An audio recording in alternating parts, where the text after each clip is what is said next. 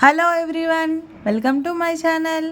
రీసెంట్గా మేము తమిళనాడు టెంపుల్స్కి వెళ్ళాం అండి. అక్కడ ఫస్ట్ డే చిదంబరం టెంపుల్కి వెళ్ళాం. చిదంబరం తలై నటరాజ ఆలయం. ఇవాళ మనం పంచభూతాల్లో ఒకటైన చిదంబరం గుడికి వచ్చాం. ఇది ఆకాశలింగం. ఈ గుడి చాలా పురాతనమైనది మరియు ప్రపంచంలోనే అతిపెద్ద శివాలయం.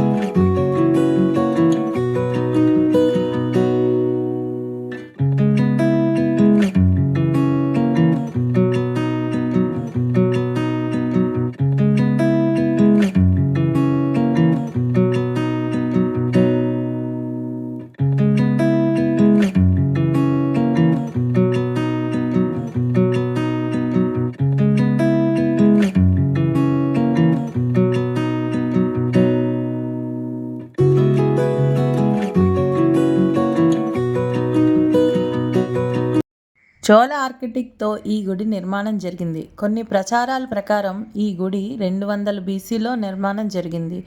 ఈ గుడి పతాంజలి నిర్మాణం చేశారని మన చరిత్రలు చెప్తున్నాయి. మన అందరికీ తెలిసినదే పతాంజలి ఆయుర్వేదం సృష్టికర్త అని.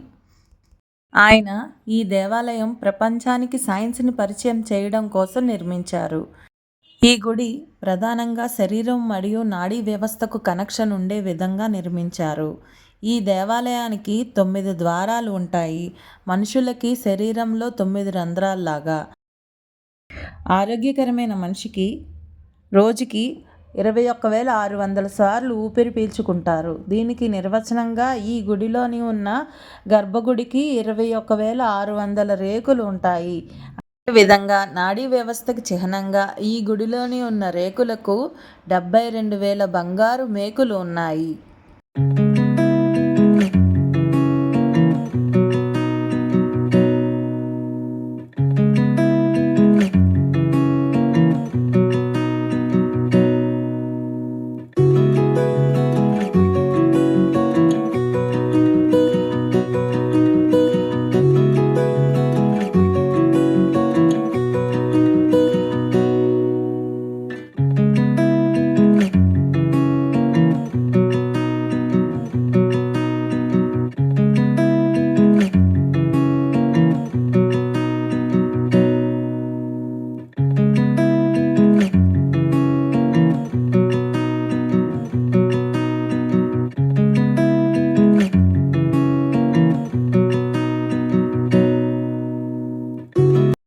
ఈ ఆలయ కేంద్రము భూమి యొక్క అయస్కాంతం మధ్య రేఖలో నిర్మించబడినది.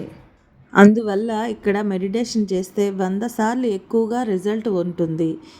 ఇక్కడ మెడిటేషన్ చేసి చాలామంది మహామునులు అయ్యారని చరిత్ర చెప్తుంది. దేవాలయము కనకసభలోని ఉండే 4 స్తంభాలు 4 వేదాలకు రిప్రజెంట్ చేస్తాయి. దీనికి ప్రక్కనే ఉండే అర్ధమండపంలో ఉండే 6 స్తంభాలు మన 6 శాస్త్రాలకు రిప్రజెంట్ చేస్తాయి. దీని ప్రక్కనే ఉండే మండపంలో 18 స్తంభాలు 18 పురాణాలకు రిప్రజెంట్ చేస్తాయి.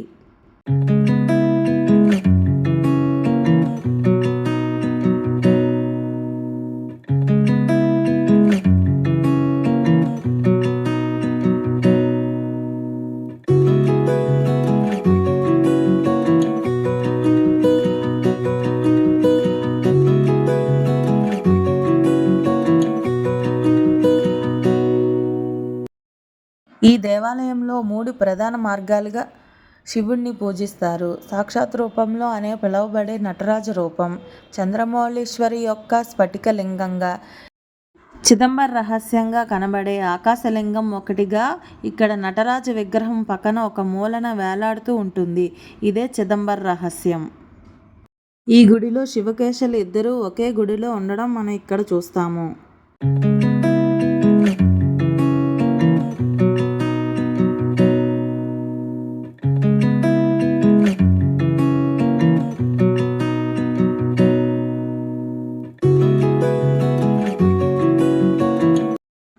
ఈ దేవాలయానికి దగ్గరలోనే తిలై అమ్మన్ గుడి కూడా ఉంటుంది. ఇక్కడ అమ్మవారు కాళీ అవతారంలో కనిపిస్తుంది. ఈ గుడిలో అమ్మవారు మోస్ట్ పవర్ఫుల్.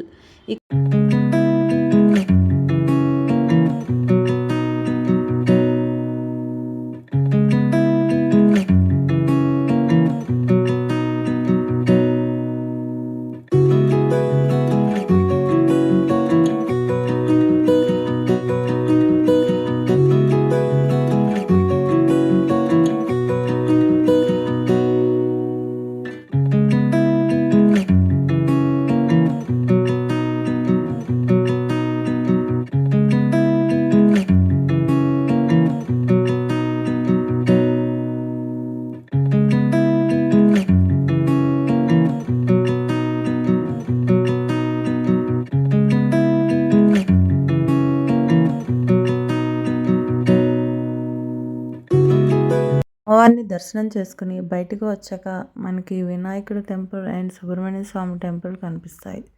దర్శించుకోండి. వీడియోస్ మీ ఫోన్లోకి డైరెక్ట్గా రావాలంటే please subscribe my channel. Please share and comment. పక్కనున్న బెల్ ఐకాన్ని ప్రెస్ చేయండి. Bye bye.